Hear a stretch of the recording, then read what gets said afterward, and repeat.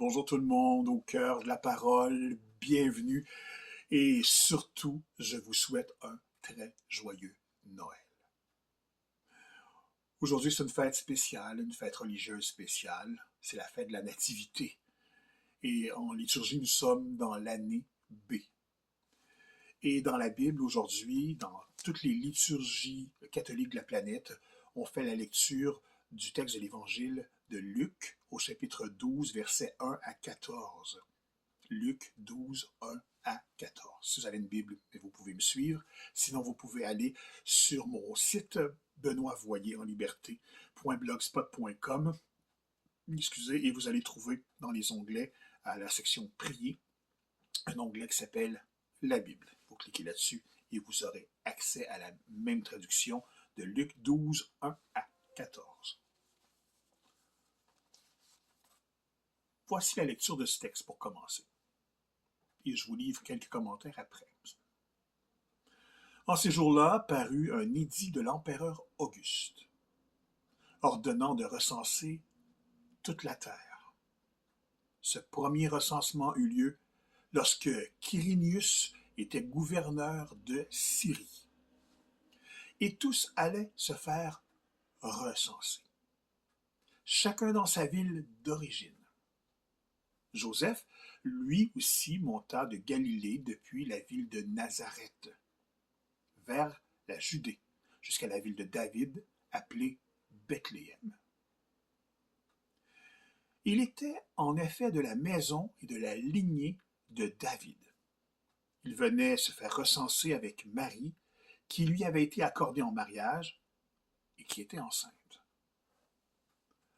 Or, pendant qu'ils étaient là, le temps où elle devait enfanter fut accompli, et elle mit au monde son fils premier-né. Elle l'emmaillota et le coucha dans une mangeoire, car il n'y avait pas de place pour eux dans la salle commune. Dans la même région, il y avait des bergers qui vivaient dehors. Ils passaient la nuit euh, dans les champs pour garder leurs troupeaux. L'ange du Seigneur se présenta devant eux, et la gloire du Seigneur les enveloppa de sa lumière. Ils furent saisis d'une grande crainte. Alors l'ange leur dit, « Ne craignez pas, car voici que je vous annonce une bonne nouvelle, qui sera une grande joie pour tout le peuple. Aujourd'hui, dans la ville de David, vous est né un sauveur, qui est le Christ, le Seigneur.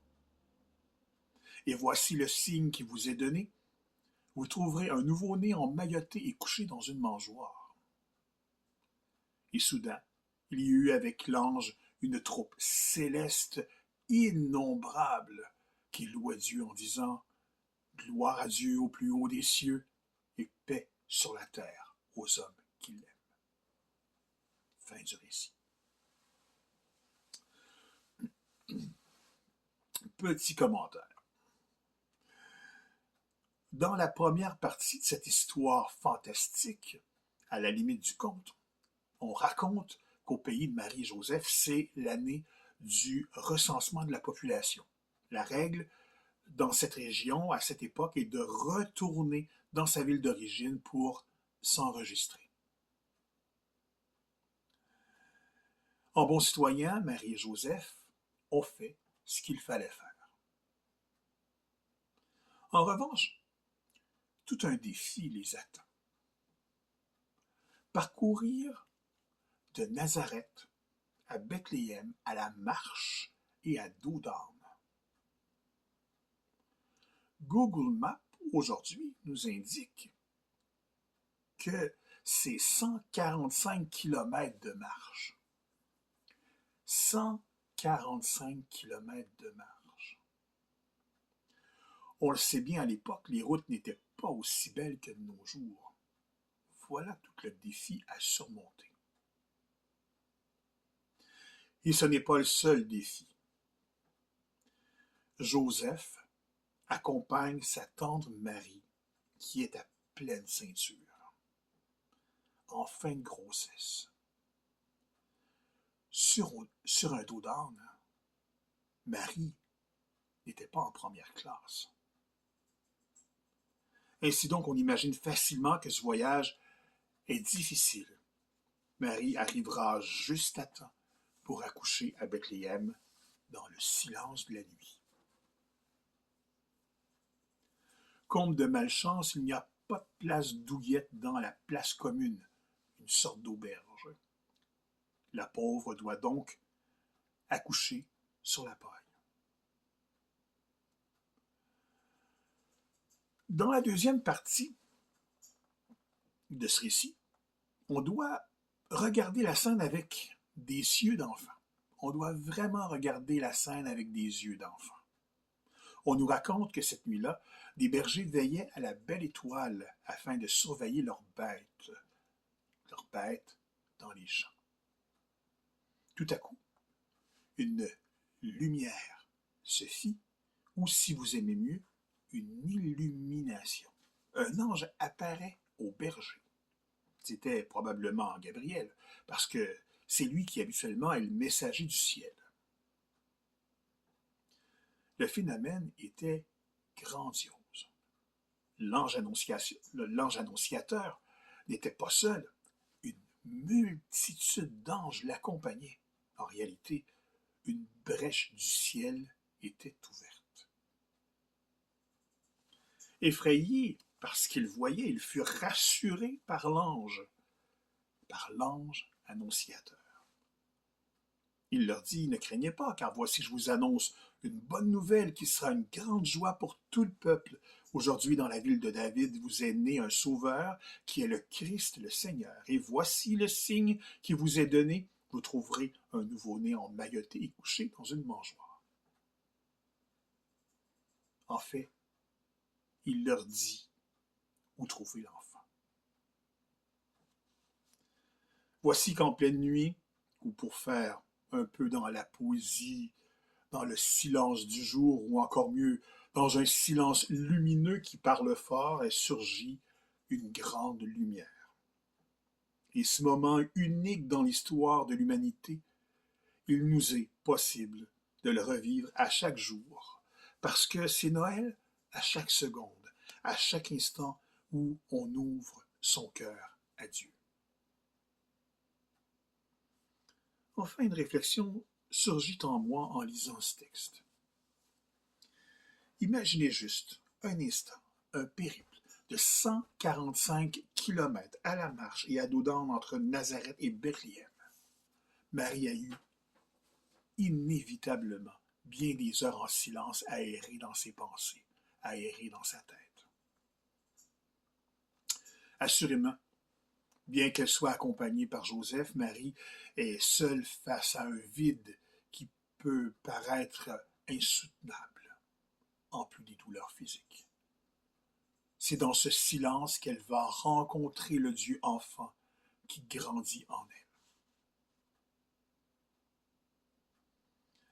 J'aime ce qu'écrit Bruno Jean Rutival. Et ça, c'est tiré d'un livre qui s'appelle Val Notre-Dame, l'abbaye dans les bois, et c'est paru chez Mediapol en 2017. C'est un très, très, très beau livre avec plein de photos sur l'abbaye Val Notre-Dame. Et il y a dedans quelques réflexions, dont celle de Bruno Jean Rutival.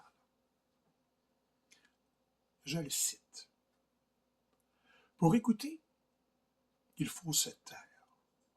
Pour arriver à ce silence, condition essentielle de toute vie intérieure, que de chemin à parcourir.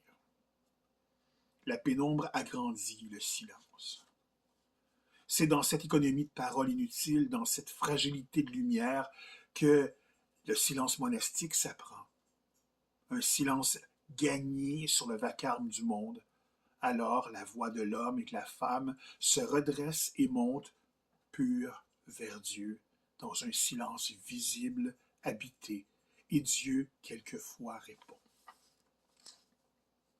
Bruno Jean Rutival ajoute: il n'est pas simple de reconnaître le silence lumineux. Très peu de choses le différencient de la taciturnité. Ce silence est un murmure presque imperceptible. il n'est pas facile de l'entendre. Il l'est encore moins de l'écouter et de s'en imprégner. Pour le comprendre, il faudrait du bruit, des sons, de la musique.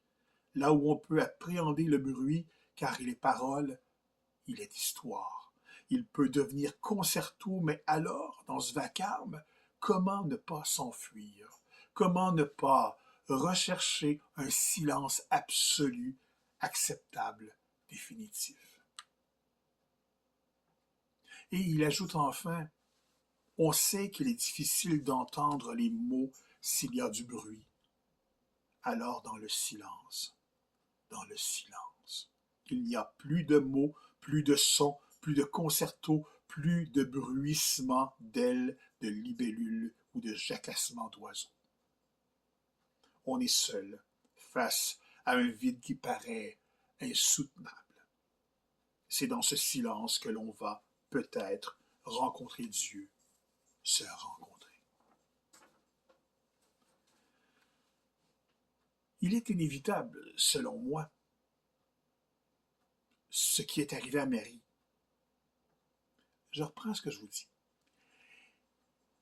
Et c'est inévitablement, selon moi, ce qui est arrivé à Marie, dans le silence de la route, dans le silence de la nuit, avant que surgisse la lumière, l'enfant Dieu. Jésus, nous portons vers toi comme un appel l'espoir des hommes d'aujourd'hui. Mûris le temps, hâte le jour, et que lève sur terre ton royaume. Joyeux Noël encore, bon temps de réjouissance, bonne réflexion.